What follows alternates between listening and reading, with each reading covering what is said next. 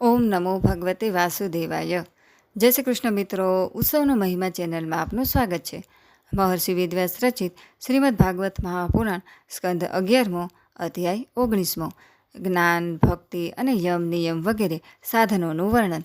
ભગવાન શ્રી કૃષ્ણ કહે છે, ઉદ્ધવજી, જેણે ઉપનિષદ આદિ શાસ્ત્રોના શ્રવણ, મનન અને નિધિધ્યાસન દ્વારા આત્મ સાક્ષાત્કાર કરી લીધો છે, જે શ્રોત્રિય અને બ્રહ્મનિષ્ઠ છે, જેનો નિશ્ચય માત્ર તર્ક અને અનુમાનો પર જ આધારિત નથી, અર્થાત જેણે પ્રત્યક્ષમાં એવો નિશ્ચય કરી લીધો છે કે આ બધું માયા છે, એવું જાણીને તે જ્ઞાનનો પણ મારામાં ત્યાગ કરી દે. જ્ઞાની પુરુષનો અભિષ્ટ પદાર્થ હું જ છું. તેના સાધન સાધ્ય સ્વર્ગ અપવર્ગ પણ હું જ છું. મારા સિવાય બીજા કોઈ પણ પદાર્થને તે પ્રેમ કરતો નથી. જે જ્ઞાન અને વિજ્ઞાનના સંપન્ન સિદ્ધ પુરુષો છે તે જ મારા વાસ્તવિક સ્વરૂપને જાણે છે. તેથી જ્ઞાની પુરુષ મને અતિ પ્રિય છે. ઉદ્ધવજી, જ્ઞાની પુરુષ પોતાના જ્ઞાન દ્વારા નિરંતર મને પોતાના અંતઃકરણમાં ધારણ કરે છે. જ્ઞાનની માત્ર એક કળાથી પણ જે સિદ્ધિ મળી શકે છે તે તપ, તીર્થ, જપ, દાન અથવા બીજી શ્રેષ્ઠ ક્રિયાઓથી પણ મળી શકતી નથી. તેથી મારા પ્રિય ઉદ્ધવ, તમે જ્ઞાન સાથે પોતાના આત્મ સ્વરૂપને જાણી લો અને પછી જ્ઞાન વિજ્ઞાનથી સંપન્ન થઈને ભક્તિભાવથી મારું ભજન કરો. મોટા મોટા ઋષિમુનિઓ જ્ઞાન વિજ્ઞાન રૂપી યજ્ઞો દ્વારા પોતાના જ અંતઃકરણમાં સ્થિત આત્મારૂપ અને સર્વ યજ્ઞોના અધિપતિ એવા મારું યજન કરીને પરમ સિદ્ધિને પ્રાપ્ત થયા છે.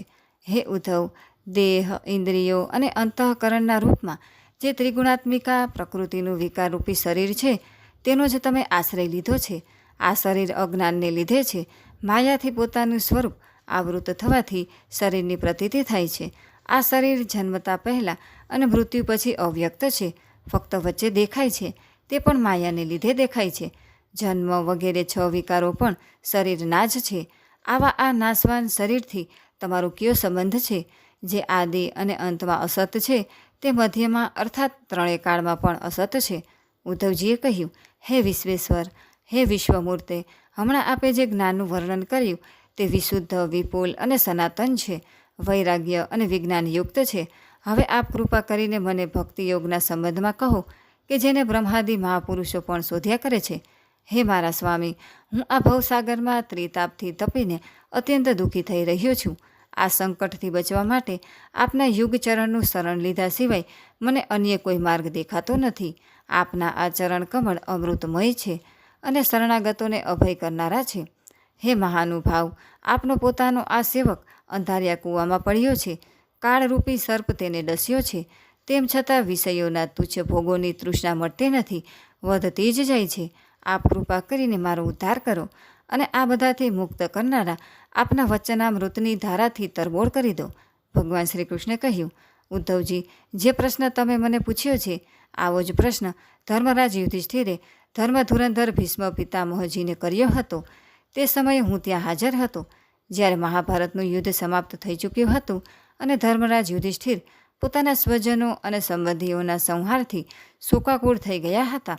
ત્યારે તેમણે ભીષ્મ પિતા પાસેથી અનેક ધર્મોનું વિવરણ સાંભળ્યા પછી મોક્ષ ધર્મના સંબંધમાં પ્રશ્ન કર્યો હતો.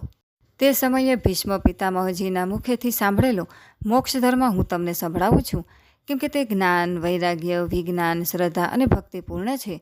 ઉદ્ધવજી, જે જ્ઞાનથી પ્રકૃતિ, પુરુષ, મહતત્વ, અહંકાર અને પંચતન્માત્રા એ 9, 5 જ્ઞાનેન્દ્રિયો, 5 કર્મેન્દ્રિયો અને 1 મન એ 11, 5 મહાભૂત અને 3 ગુણ અર્થાત આ 28 તત્વો બ્રહ્માથી લઈને તણખલા સુધીના બધા જ કાર્યોમાં જોવામાં આવે છે.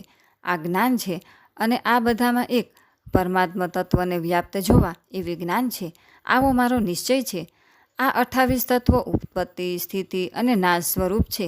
ત્રિગુણાત્મિકા માયાનું તે કાર્ય છે. આ બધા ભાવોથી જ ભગવાન સંસારની ઉત્પત્તિ, સ્થિતિ અને સંહાર કરે છે. જે તેમની લીલા છે તેમાં એક જે પરમાત્મા તત્વ સર્વમાં વ્યાપ્ત છે તે શાશ્વત છે. આવું માત્ર એક તત્વ અનુભવમાં રહી જાય છે તેને વિજ્ઞાન કહે છે. આ પ્રમાણે એક પરમાત્મા જ આદિ, મધ્ય અને અંત પણ છે. તેમણે પોતાનામાં જ આ વિશ્વની રચના કરી છે અને તે જ આમાં પ્રવેશ કરીને સ્થિત છે. જ્યારે પ્રલયકાળ ઉપસ્થિત થાય છે ત્યારે તે જ ફરીથી આ વિશ્વને પોતાનામાં લીન કરી દે છે અને અંતે જે શેષ રહે છે તે જ સત તત્વ પરમાત્મા છે. શ્રુતિ એટલે કે વેદના પ્રમાણ દ્વારા, પ્રત્યક્ષ પ્રમાણ દ્વારા, મહાપુરુષોના વચનો દ્વારા અને અનુમાન પ્રમાણ દ્વારા ભેદબુદ્ધિનું અસ્તિત્વ કોઈ પણ પ્રકારે સિદ્ધ થતું નથી. તેથી વિવેકી પુરુષ ભેદબુદ્ધિથી રહિત હોય છે, અર્થાત તેના જ્ઞાનમાં એક પરમાત્મા સિવાય અન્ય કશું જ રહેતું નથી. જે રીતે આ લોકના ભોગો નાશવાન છે, તે જ રીતે યજ્ઞાદિ અનુષ્ઠાન દ્વારા પ્રાપ્ત થનારા સ્વર્ગાદિ બ્રહ્મલોક સુધીના બધા જ સુખ અમંગળ, દુઃખદાયી અને નાશવાન છે, એવું વિદ્વાન લોકોએ જાણી લેવું જોઈએ. હે નિષ્પાપ ઉદ્ધવજી, ભક્તિયોગનું વર્ણન હું પહેલાં જ કરી ચૂક્યો છું, પરંતુ તેમાં તમને બહુ પ્રેમ છે, તેથી હું તમને ફરીથી ભક્તિ પ્રાપ્ત કરવાનું શ્રેષ્ઠ સાધન બતાવું છું. જેને મારી ભક્તિ પ્રાપ્ત કરવાની ઈચ્છા હોય તે મારી અમૃતમયી કથામાં શ્રદ્ધા રાખે, નિરંતર મારા ગુણ, લીલા અને નામોનું સંકીર્તન કરે, મારી પૂજામાં ખૂબ નિષ્ઠા રાખે અને સ્તોત્રો દ્વારા મારી સ્તુતિ કરે, મારી સેવા પૂજામાં પ્રેમ રાખે અને મારી સામે સાષ્ટાંગ પ્રણામ કરે, મારાથી પણ વધીને મારા ભક્તોની સેવા કરે અને સર્વ પ્રાણીઓમાં મારો જ અનુભવ કરે, શરીરના બધા અંગોથી મારી સેવા, વાણીથી મારા ગુણગાન, મનથી મારું જે ચિંતન, સર્વ ઈચ્છાઓનો ત્યાગ કરે, ધનનો વિનિયોગ મારી સેવામાં, ભોગ સુખનો ત્યાગ અને યજ્ઞદાન, હવન, જપ, વ્રત અને તપ જે કંઈ કરે તે સર્વ મારી પ્રાપ્તિ માટે જ કરે. હે ઉદ્ધવજી, જે મનુષ્યો આ ધર્મોનું પાલન કરે છે તેમના હૃદયમાં મારી પ્રેમમયી ભક્તિનો ઉદય થાય છે, અને જેમને મારી ભક્તિ પ્રાપ્ત થઈ ગઈ તેમને બીજું શું પ્રાપ્ત કરવાનું બાકી રહ્યું? આ પ્રકારના ધર્મોનું પાલન કરવાથી ચિત્તમાં જ્યારે સત્વગુણની વૃદ્ધિ થાય છે અને તે શાંત થઈને પોતાના આત્માને એકમાત્ર મારી સાથે જોડી દે છે, ત્યારે ભક્તને ભક્તિ, ધર્મ, જ્ઞાન, વૈરાગ્ય અને ઐશ્વર્ય આપમેળે પ્રાપ્ત થઈ જાય છે. મન જ્યારે અનેક પ્રકારની કલ્પના કરવા લાગે છે ત્યારે એની ઇન્દ્રિયો વિષયો તરફ દોડે છે. તેનું ચિત્ત રજોગુણથી આવૃત થવાને કારણે સ્થિર રહેતું નથી અને નિષિદ્ધ વિષયોમાં જોડાય છે. ત્યારે તે ભક્તિ, ધર્મ, જ્ઞાન, વૈરાગ્ય, ઐશ્વર્ય બધા નામશેષ થઈ જાય છે. ઉદ્ધવ, જેનાથી મારી ભક્તિ થાય તે જ ધર્મ છે, જેનાથી બ્રહ્મ અને આત્માની એકતાનો સાક્ષાત્કાર થાય તે જ જ્ઞાન છે, વિષયોથી અસંગ થવું એ જ વૈરાગ્ય છે અને અણિમાદી સિદ્ધિઓ જ ઐશ્વર્ય છે. ઉદ્ધવજીએ કહ્યું, હે રિપુસૂદન શ્રી કૃષ્ણ, યમ અને નિયમના પ્રકાર કેટલા છે? સમ કોને કહેવાય? દમ શું છે? પ્રભુ, તિતિક્ષા અને ધૈર્ય કોને કહેવાય? આપ મને દાન, તપ, વીરતા, સત્ય અને ઋતુનું પણ સ્વરૂપ જણાવો. ત્યાગ કોને કહેવાય? અભિષ્ટ સંપત્તિ કઈ છે? યજ્ઞ કોને કહે છે અને દક્ષિણા શું છે? હે કેશવ, પુરુષનું સાચું બળ કયું છે? ભગ કોને કહેવાય? લાભ કઈ વસ્તુ છે? ઉત્તમ વિદ્યા, લજ્જા, શ્રી તથા સુખ અને દુઃખ શું છે? પંડિત અને મૂર્ખના લક્ષણ કેવા હોય? સુમાર્ગ અને કુમાર્ગનું શું લક્ષણ છે? સ્વર્ગ અને નરક શું છે? ભાઈબંધુ કોને માનવા જોઈએ અને ઘર શું છે? ધનવાન અને નિર્ધન કોને કહે છે? કૃપણ કોણ છે અને ઈશ્વર કોને કહે છે? હે ભક્તવત્સલ પ્રભુ, આપ મારા આ પ્રશ્નોના ઉત્તર આપો અને સાથે સાથે તેનાથી વિરોધી ભાવોની પણ વ્યાખ્યા કરવાની કૃપા કરો. ભગવાન શ્રી કૃષ્ણે કહ્યું, યમ 12 છે. અહિંસા, સત્ય, અસ્તેય એટલે કે ચોરી ન કરવી, અસંગતા, લજ્જા, અપરિગ્રહ, આસ્તિકતા, બ્રહ્મચર્ય, મૌન, સ્થિરતા, ક્ષમા અને અભય. નિયમ પણ 12 છે. શૌચ એટલે કે બહાર અને અંદરની પવિત્રતા, જપ, તપ, હવન, શ્રદ્ધા, અતિથિ સેવા, મારી પૂજા, તીર્થયાત્રા, પરોપકાર, સંતોષ અને ગુરુ સેવા. આ પ્રમાણે યમ અને નિયમ બંનેની સંખ્યા 12 છે. સકામ અને નિષ્કામ બંને પ્રકારના સાધકો માટે આ ઉપયોગી છે. ઉદ્ધવજી, જે મનુષ્યો આ યમ નિયમનું પાલન કરે છે તેમને સાધકની ઈચ્છા પ્રમાણે ભોગ અને મોક્ષ બંને પ્રાપ્ત થાય છે. બુદ્ધિનું મારામાં જોડાઈ જવું એ જ સમ છે. ઇન્દ્રિયોના સંયમનું નામ દમ છે. દુઃખ સહન કરવું એ તિતિક્ષા છે. જીભ અને જનનેન્દ્રિય પર વિજય પ્રાપ્ત કરવો એ ધૈર્ય છે. કોઈનો દંડ ન કરવો અને બધાને અભય કરવા એ દાન છે. કામનાઓનો ત્યાગ કરવો એ જ તપ છે. પોતાની વાસનાઓ પર વિજય પ્રાપ્ત કરવો એ જ વીરતા છે. સર્વત્ર સમ સ્વરૂપ, સત્ય સ્વરૂપ, પરમાતત્વનું દર્શન એ જ સત્ય છે. આ જ પ્રમાણે સત્ય અને મધુર ભાષણને જ મહાત્માઓ ઋત કહે છે. કર્મોમાં આસક્ત ન થવું એ શૌચ છે. કામનાઓનો ત્યાગ સાચો સંન્યાસ છે. ધર્મ જ મનુષ્યનું અભિષ્ટ ધન છે. હું પરમેશ્વર જ યજ્ઞ છું. જ્ઞાનનો ઉપદેશ આપવો એ જ દક્ષિણા છે. પ્રાણાયામ જ શ્રેષ્ઠ બળ છે. મારું ઐશ્વર્ય જ ભોગ છે. મારી શ્રેષ્ઠ ભક્તિ એ જ ઉત્તમ લાભ છે. સાચી વિદ્યા એ જ છે જેનાથી બ્રહ્મ અને આત્માનો ભેદ દૂર થઈ જાય. પાપથી ધૃણા એ જ લજ્જા છે. નિરપેક્ષતા વગેરે ગુણો જ શરીરનું સાચું સૌંદર્ય શ્રી છે.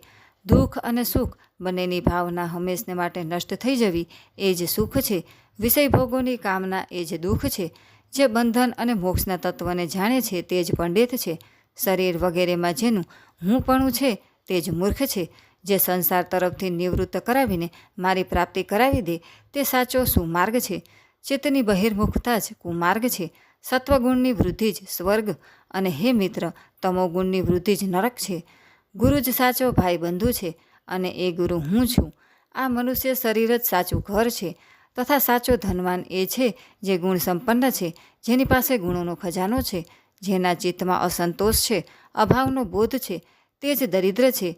જે જીતેન્દ્રિય નથી તે જ કૃપણ છે. સમર્થ, સ્વતંત્ર અને ઈશ્વર તે છે જેની ચિત્તવૃત્તિ વિષયોમાં આસક્ત નથી. આનાથી વિપરીત જે વિષયોમાં આસક્ત છે તે જ હંમેશા અસમર્થ છે. પ્રિય ઉદ્ધવ, તમે જેટલા પ્રશ્નો પૂછ્યા હતા તેમનો ઉત્તર મેં આપી દીધો. આ બધું સમજી લેવાથી મોક્ષ માર્ગ સુલભ બની જાય છે. હું તમને ગુણ અને દોષોના લક્ષણ અલગ અલગ ક્યાં સુધી કહું? બધાનો સારાંશ એટલામાં જ સમજી લો કે ગુણો અને દોષો પર દ્રષ્ટિ જવી સૌથી મોટો દોષ છે અને ગુણ દોષ પરથી દ્રષ્ટિ હટાવીને પોતાના શાંત નિઃસંકલ્પ સ્વરૂપમાં સ્થિત રહેવું એ જ સૌથી મોટો ગુણ છે.